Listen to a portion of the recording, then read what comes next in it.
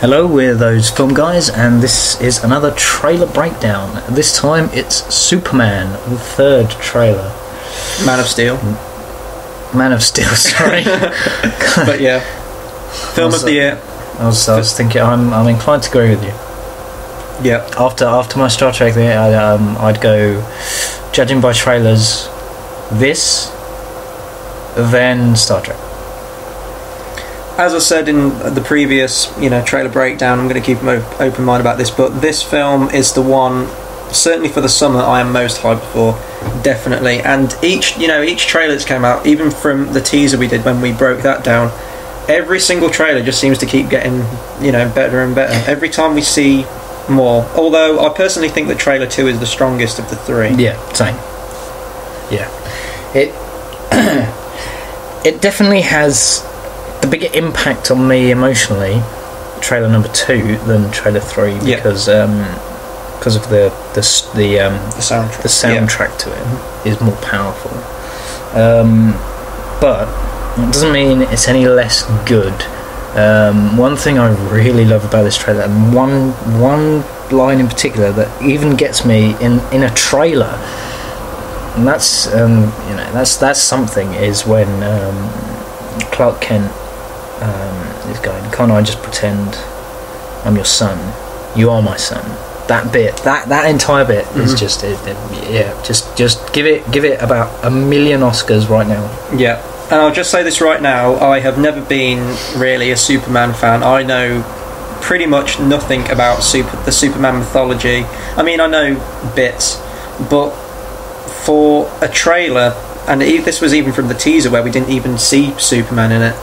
For a trailer that only has about 2.5 minutes to get the audience's attention, this has got me thoroughly liking the character of Superman, hyped to see this film, and just loving everything, the new direction that it's took, which I think is a direction that this film franchise has needed to take for quite a considerable amount of time now.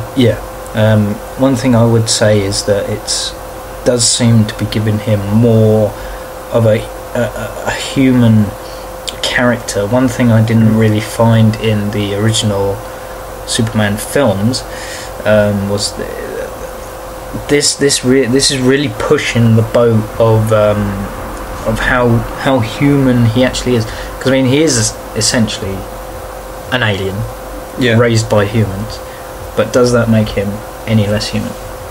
Exactly. And one of my biggest criticisms with the character overall in Superman is that why should we feel anything towards him in any battle? I mean, obviously, unless there's kryptonite involved, he's unstoppable. He can basically do anything, survive anything, deal with anything that's thrown against him. So whenever he's in any kind of peril, you think, why should we care? Because we know he's going to come out on top.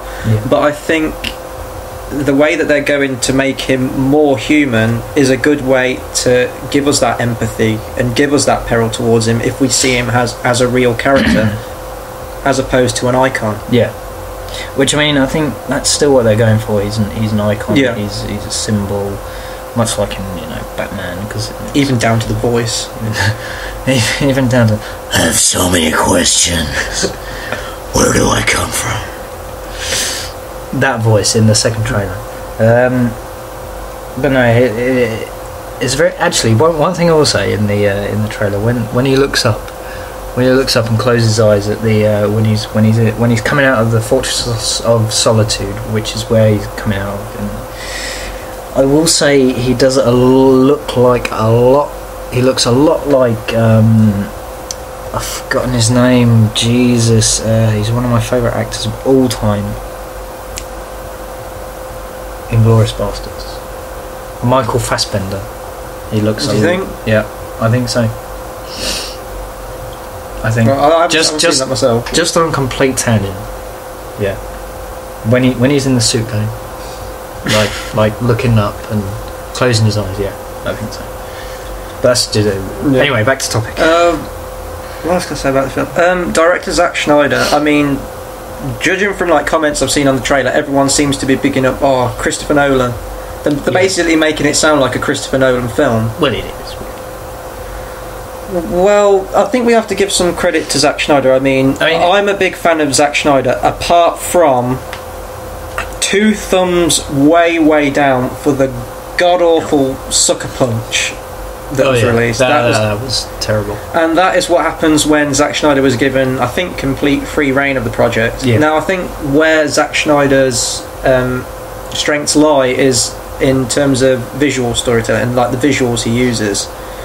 And when he's given material provided by someone else, such as, well, I know you don't, Tom, but I like 300 and Watchmen, obviously material created by someone else, I think he can make that into a really good film. And obviously here we've got David Goyer, who did the Batman films, Christopher Nolan's, and you've got Christopher Nolan overseeing it. Yeah. So you'll have the humanity and the good story and script from them, plus mixed with good visuals, should hopefully make a genuinely great film. Yeah. One thing I would say, I really don't like Zack Snyder. I thought 300 was looked good, but didn't have any substance to it. And that's the comic. It was basically taken like page for page from the comic, wasn't it? Yeah. Watchmen I thought was absolutely atrocious. I've read the Watchmen graphic novel, and the film just I found to be the most boring experience of my life. I'd rather watch paint dry than watch Watchmen. The only film of his I actually did like was his remake of Dawn of the Dead, which I think is a far superior film to the original, because I absolutely loathe the original with a passion. But it's the only film of his I like. But the thing that strikes me is, because I watch a lot of Terrence Malick films, and Terrence Malick has a very, it looks like a film directed by Terrence Malick. It looks like it's the same sort of visual style, and it looks like he made it looks more artistic, which is what brings me to the comparison with Terrence Malick in the style, in the visual department. That's what I think of it. I think that it's going to be probably the best film of the year, if not one of the best. It's definitely going to be. You cannot dispute that it is going to be up there. And really, that's all I got. Actually, one thing I will say: if Kevin Spacey isn't in this film, I will scream. Wrong. Exactly. If he isn't Lex Luthor, there's no point. Well, actually, I'll take that back. My conclusion is, that I think immediately I'm going to love this from the first minute till the last minute, and from judging from the trailer. Me too. And one thing, I'm not sure if it is. I've heard rumours that it is, but the soundtrack used in trailer 3, which is the one we're talking about now, is actually Hans Zimmer's score for the film, and I think it's definitely different. But I think, as with Batman, although it may not be as hummable or as iconic as the original theme, John Williams, obviously there's no topping that. I don't think that John Williams' theme would fit the style that this one's going with, similar with Danny Elfman's score of Batman, so I think that's really great. And I've also heard that Zack Snyder's got a lot of ties to the DC universe, which may link for a future Justice League film. I know that's been in development hell and just up in the air for years.